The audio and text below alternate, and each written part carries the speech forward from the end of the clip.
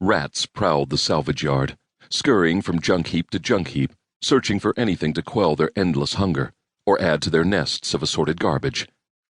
Underneath the Chevy, a single rat crept toward the left rear wheel, having spied a shiny piece of foil sticking out of the mud. For the rat, the piece of trash was a treasure. For humanity, however, it represented an end of things, for at the same instant, the Nova's trunk began to leak, the pool of muck inside having finally eaten a hole in the rusted steel large enough to pass through, just one drop at a time.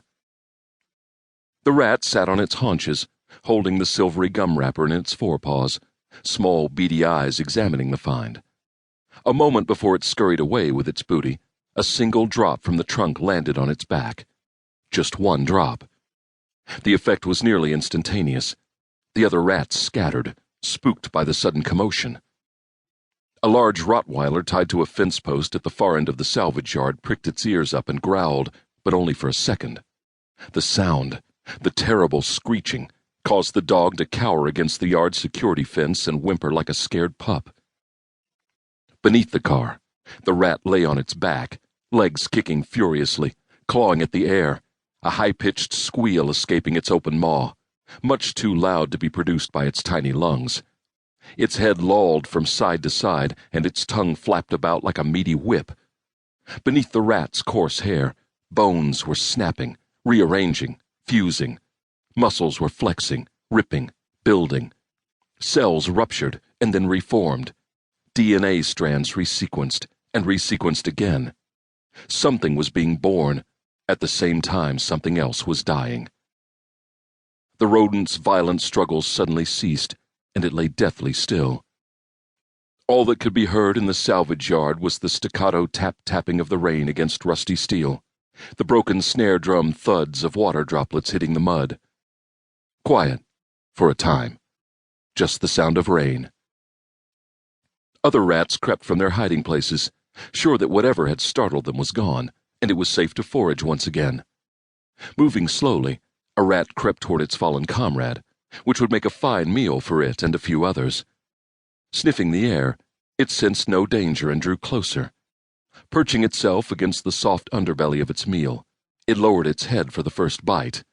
In a ravenous flurry of newly formed claws and teeth, the unsuspecting rat was torn to shreds, pieces of its body powerfully flung from underneath the Chevy and splashing into the mud, small crimson pools gathering around the shredded strands of brownish-red meat. The other rats scattered, startled, but only for a moment. The smell of blood drew them closer. A pair of bright yellow eyes peered out from under the old car. It could see them gathering, creeping nearer. Thick blood dripped from its new set of oversized fangs. Its rippling musculature quivered in anticipation, the restructured body tensed to strike. 15 feet away, one of the rats gulped down a strand of bloody muscle from its shredded comrade, still warm and twitching in the mud. At once, more unearthly screeching shattered the night. And then, there were two. The pair moved quickly, biting, tearing, eating, infecting. Soon there were 6, then 50. The wailing of the changeling rats filled the air with an eerie sound, a shrill screeching building in intensity with each new addition to the fold. And then, all at once, as if triggered by an internal clock, each of the infected creatures began to convulse violently, snarling and wailing as they were seized by the next stage of their evolution. Hides split. New legs burst forth from where there'd been none just moments before. Single heads became 2.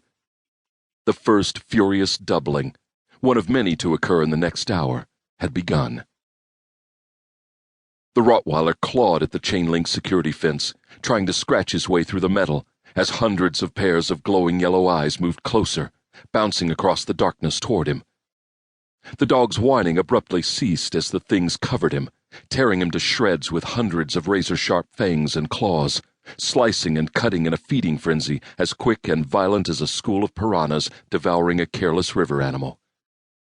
The new things quickly escaped the confines of the salvage yard and began to spread, the killing sound building in intensity. Neighborhood dogs slung their tails between their legs and cowered in the corners of their yards, instinctively aware that something they couldn't possibly